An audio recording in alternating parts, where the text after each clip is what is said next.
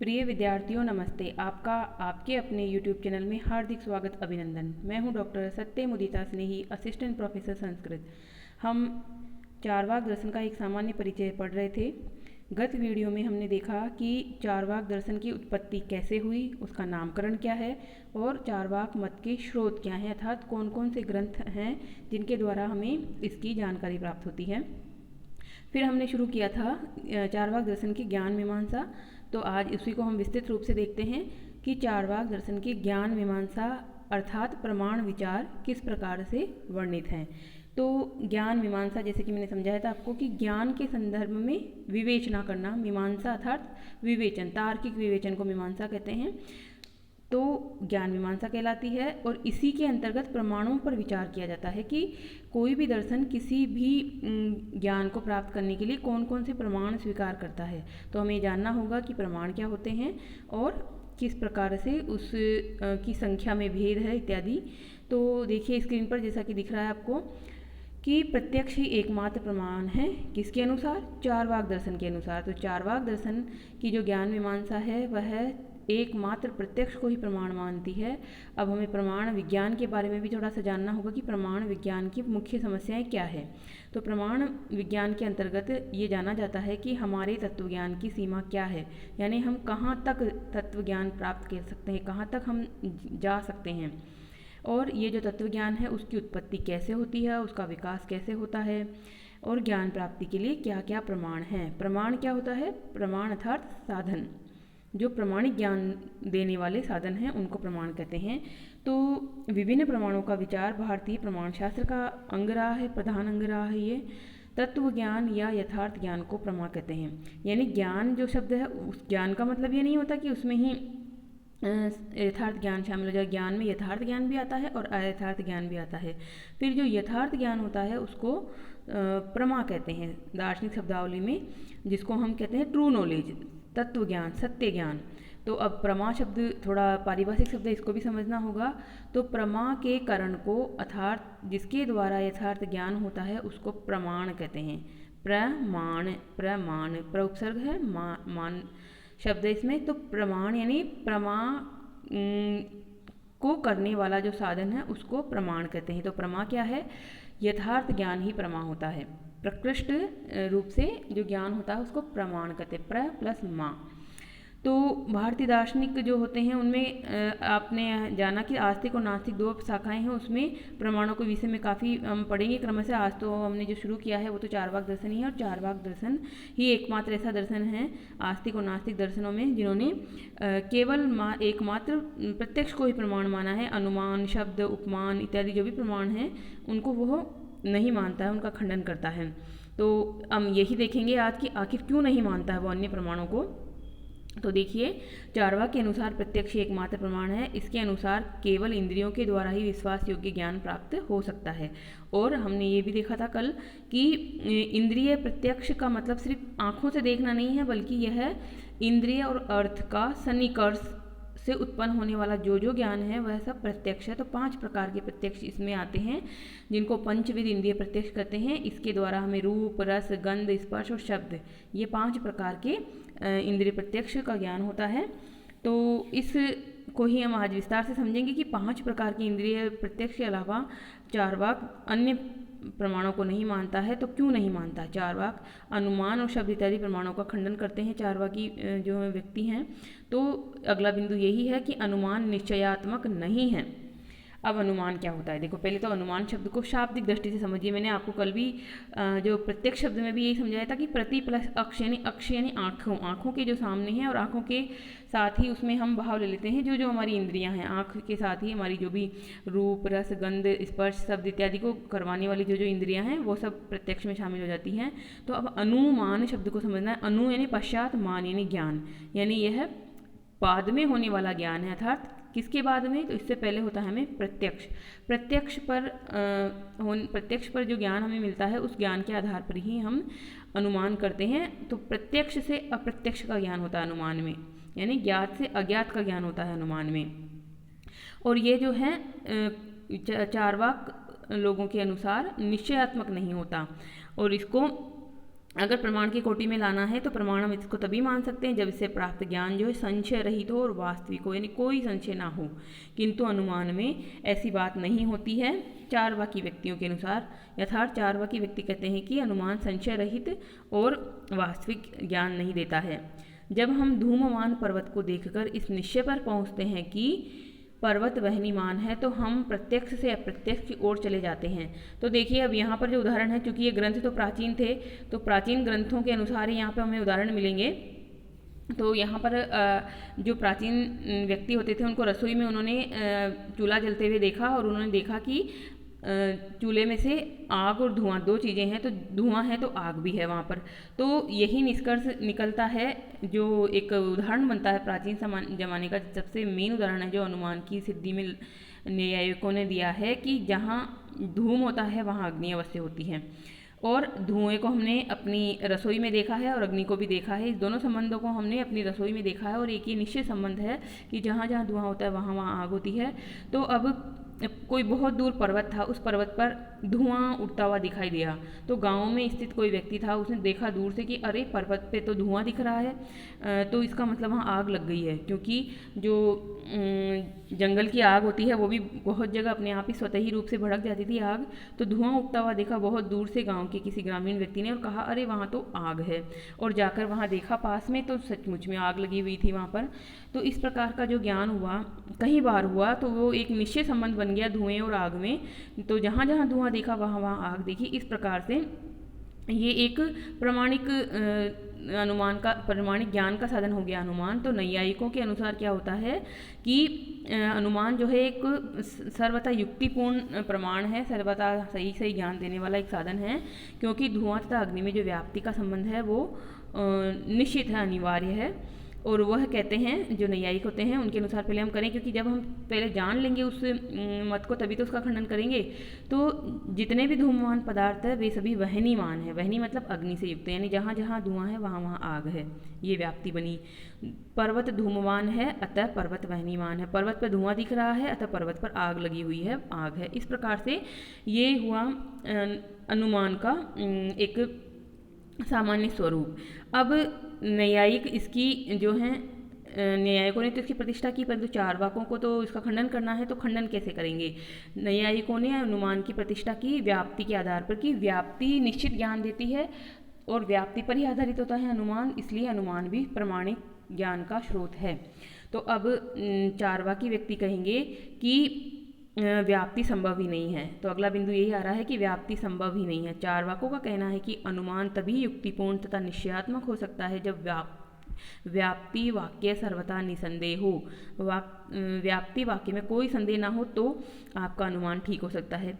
तो क्योंकि व्याप्ति वाक्य में ही लिंग का साध्य के साथ पूर्ण व्यापक संबंध स्थापित होता है। लिंग अर्थात हेतु, साध्य अर्थात जिसको हमें साधना है। तो यहाँ पे धुआं जो होता है वह है हेतु है अर्थात लिंग है, और साध्य है अग्नि, जिसको हमें उस धुएं के आधार पर मतलब प्राप्त करना है, सिद्ध करना है। धूमवान पर्वत को निश्चयात्मक ढंग से वहनीमान तभी मान सकते हैं जब सभी धूमवान पदार्थ वास्तव में वहनीमान हो। अब सभी धूमवान पदार्थ जहाँ जहाँ धुआं हो वहाँ वहाँ वहनीमान, वहनी से युक्त होना, अग्नि से युक्त होना हो तो हम इसको मान सकते हैं। तो अब आगे चारवाकी व्यक्ति क्या कहते हैं कि सभी धूमवान पदार्थ वहनीमान हैं। ऐसे हम तभी सिद्ध कर सकते हैं जब सभी धूमवान पदार्थों को और उनके साथ वहनी के संबंध को हम देख सकें, सारे धुएं को हम देख सकें, सारे अग्नियों को हम देख सकें। परंतु ये तो सर्वथा असंभव है। क्यों?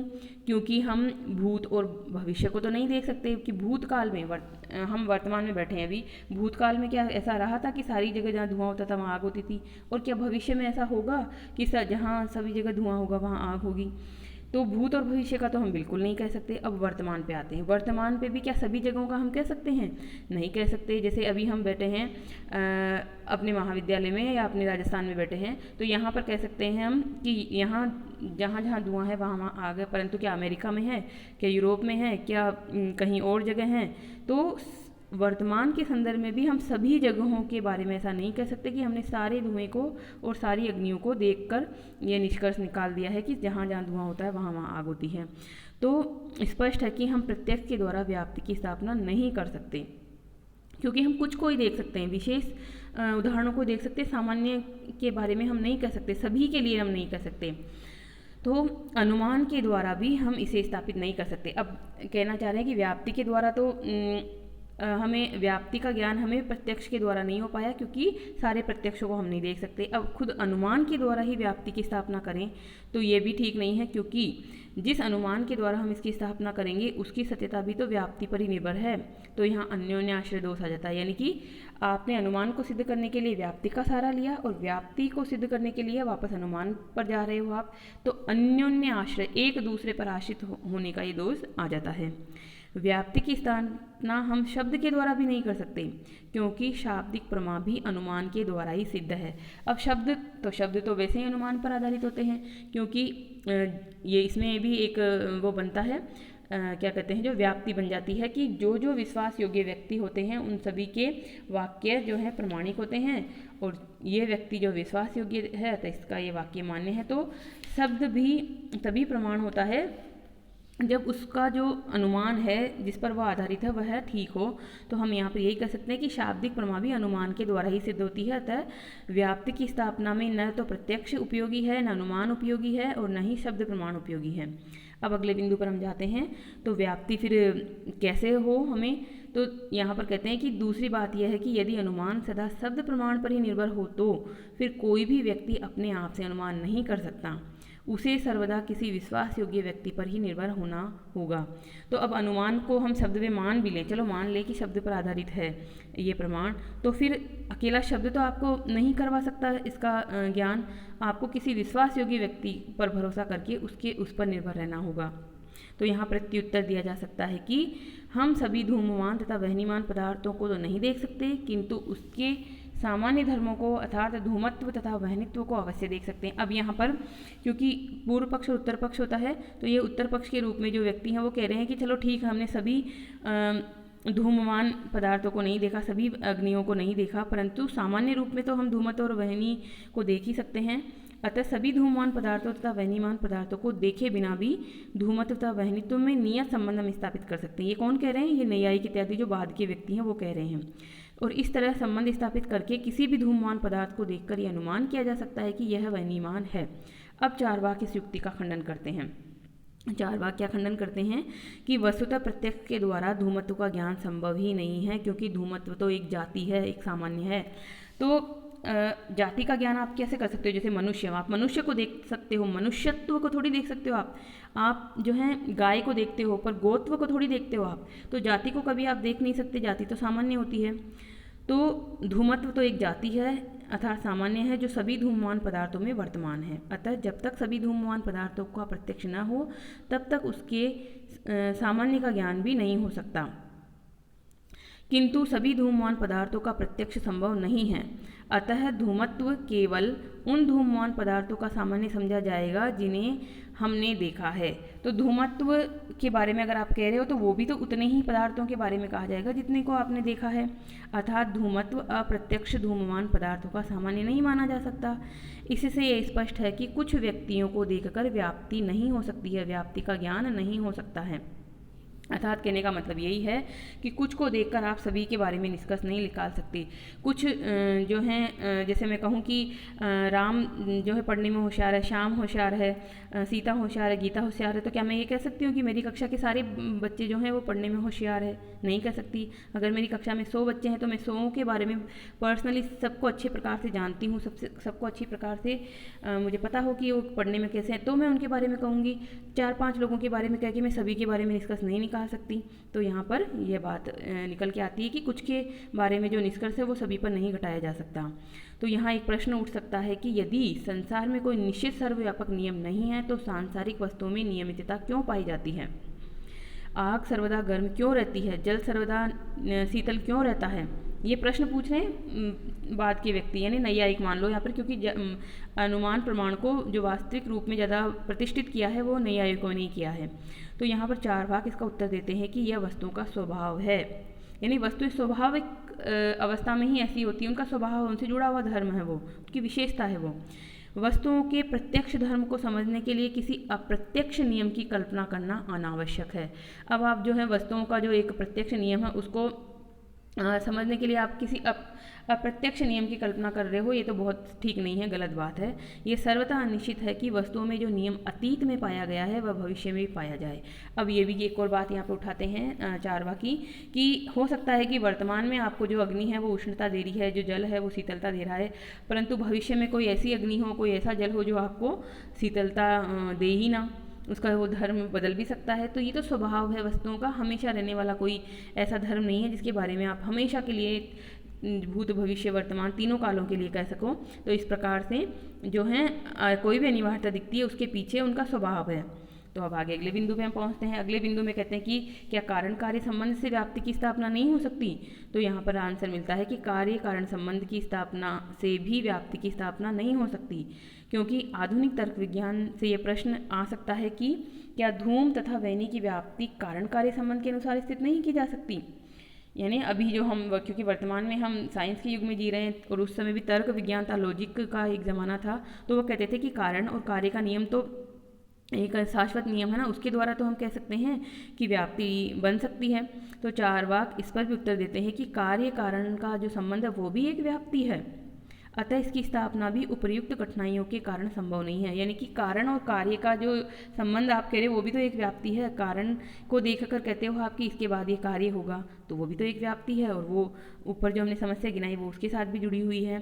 चारवाक यहाँ ये भी उत्तर देते हैं कि दो वस्तुओं को कई बार साथ साथ देखकर हम कार्य कारण संबंध या अन्य किसी व्याप्ति की स्थापना नहीं कर सकते, क्योंकि ऐसा संबंध स्थापित करने के लिए ये जान लेना आवश्यक होता है कि उन दोनों वस्तुओं का साहचर्य यानी एक साथ रहना किसी अलक्षित कारण या अन्य उपाधि पर तो निर्भर नहीं करता। यानी कि जब हम दो वस्तुओं में संबंध देख रहे हैं तो क्या यह तो मतलब हमें यह भी देखना होगा कि वह संबंध क्या किसी उपाधि से युक्त है। कोई व्यक्ति कई बार अग्नि को धूम के साथ देखता है, उसके बाद वह केवल अग्नि को देखकर धूम का अनुमान करता है।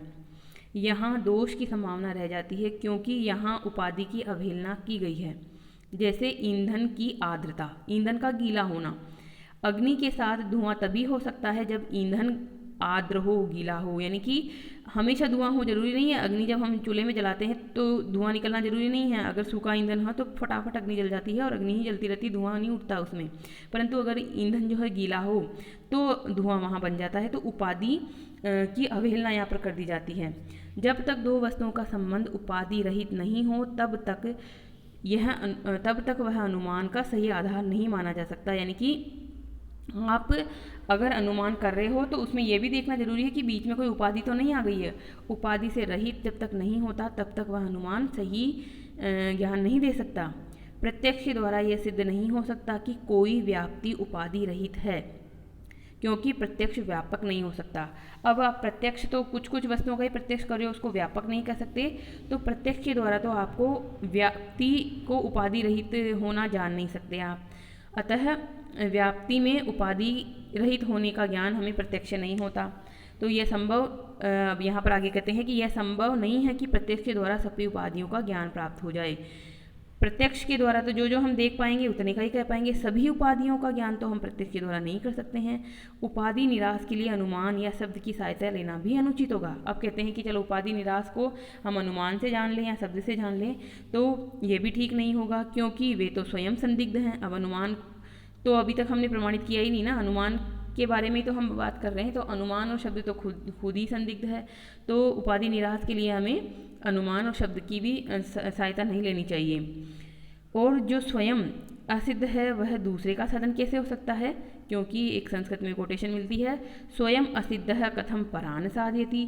जो स्वयं ही असिद्ध है वह कैसे दूसरों को सिद्ध करेगा। तो अनुमान और शब्द तो अभी तक हम सिद्ध ही नहीं कर पाए हैं, उनको तो हम पूर्णतः प्रमाणिक ज्ञान के स्रोत के रूप में स्वीकार ही नहीं कर पाए। और आप कह रहे हो कि उपाधि निराश के लिए अनुमान या शब्द का सहारा ले लीजिए, तो ये बिल्कुल गलत बात होगी। स्वयं जो असिद्ध होता है वह दूसरों को सिद्ध नहीं कर सकता है।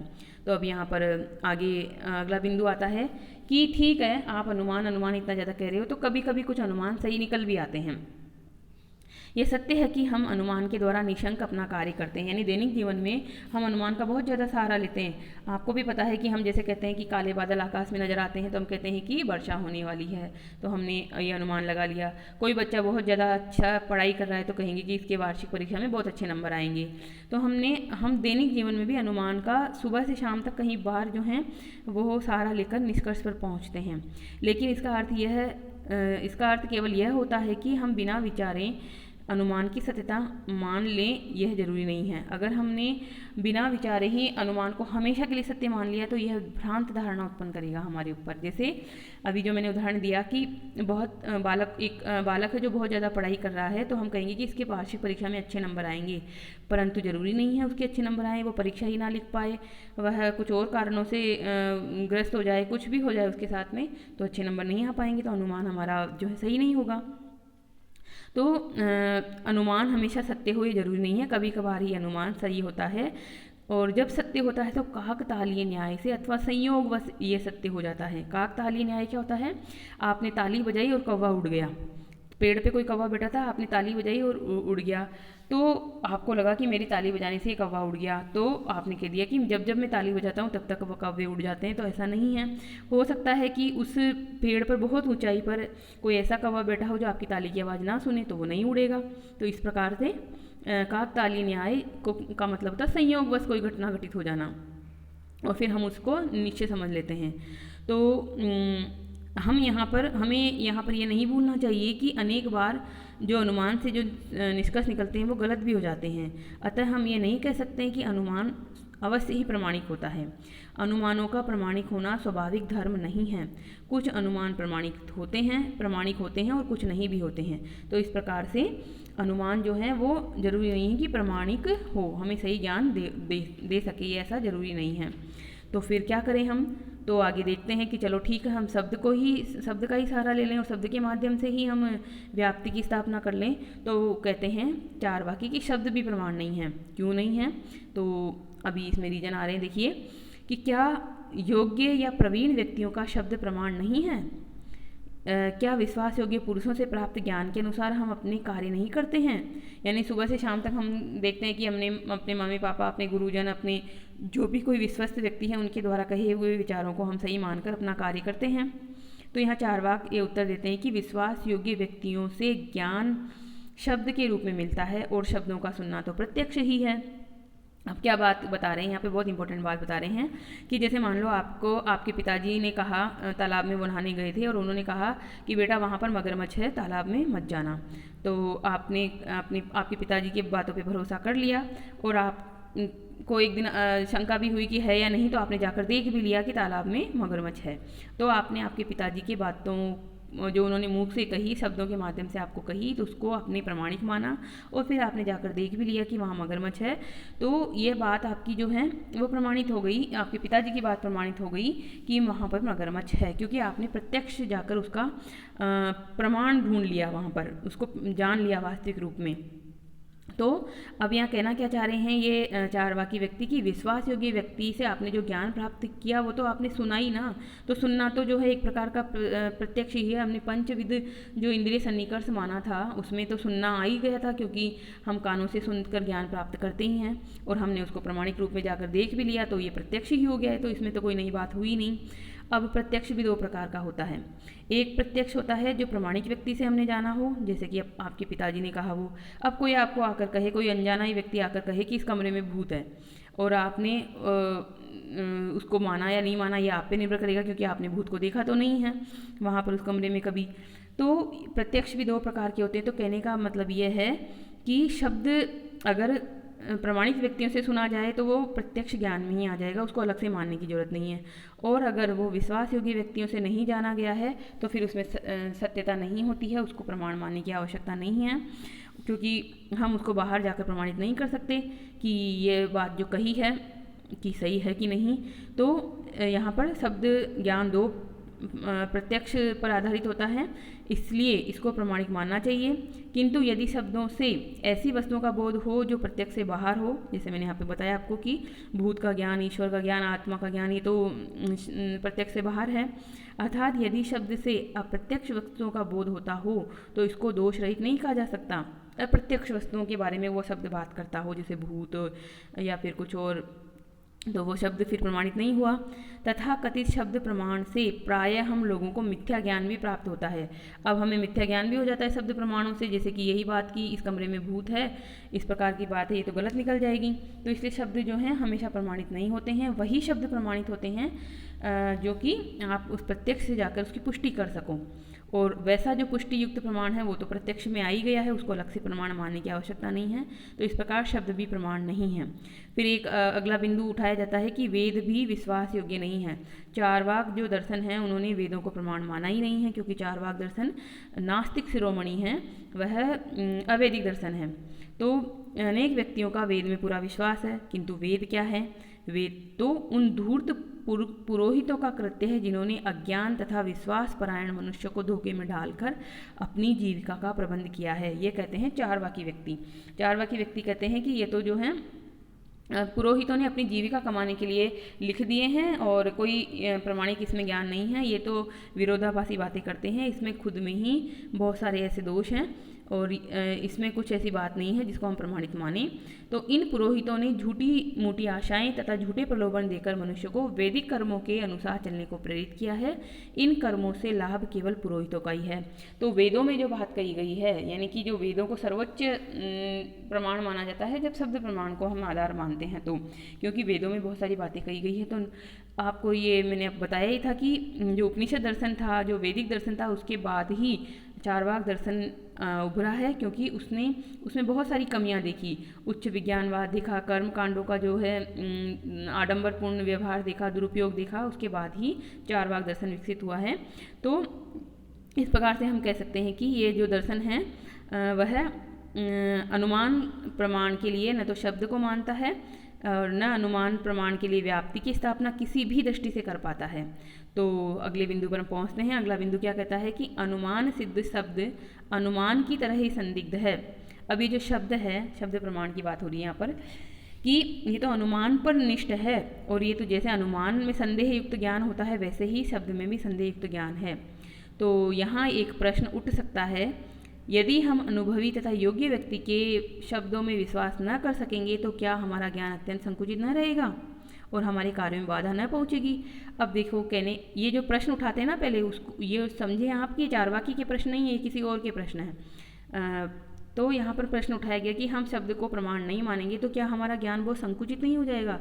क्या हमारे कार्यों में बाधा नहीं पहुंचेगी कि हम किसी की बात पे विश्वास ही नहीं करते हैं? तो यहाँ चारवाकी व्यक्ति कहते हैं कि जिस तरह से उत्तर देते हैं उसके लिए फिर से वह एक अनुमान का ही सहारा लेते हैं, व्याप्ति का ही सहारा लेते हैं और क्या कहते हैं कि शब्द से प्राप्त जितने भी अनुमान हैं, जितने भी ज्ञान हैं, वे सभी अनुमान सिद्ध हैं। शब्द से प्राप्त जो भी ज्ञान होता है वो अनुमानों से ही प्रमाणित होता है, अनुमानों पर ही निर्भर है। किसी भी शब्द को हम इसलिए मानते हैं कि वह विश्वास योग्य होता है। अतः शब्द से ज्ञान प्राप्त करने के लिए एक अनुमान की आवश्यकता होती है और वह अनुमान इस प्रकार होता है। तो जो स्क्रीन पर आपके दिख रहा है, अनुमान का एक स्वरूप दिखाया हुआ है। क्या है? सभी विश्वास योगी व्यक्तियों के वाक्य मान्य हैं। यह विश्वास योगी व्यक्ति का वाक्य है, अतः यह मान्य है। यानी कि यहाँ पर भी एक अनुमान हो गई कि जो जो विश्वास योगी व्यक्ति होते हैं उनकी सबकी बात सच्ची होती है, ठीक होती है। ये जो सामने मेरे व्यक्ति खड़ा है ये भी विश्वास योग्य है, अतः इसकी बात भी सच है। तो इसमें क्या हुआ? ये भी एक अनुमान पर आधारित हो गया। तो कहने का क्या भाव है कि शब्द प्रमाण स्वयं अपनी प्रमाणिकता के अनुमान पर निर्भर है और अनुमान अभी तक हम अनुमान को हम सच्चा ज्ञान का स्रोत माने ही नहीं है, तो फिर हमें जो है अनुमान भी हमारा खंडित हो गया और शब्द भी हमारा खंडित हो गया।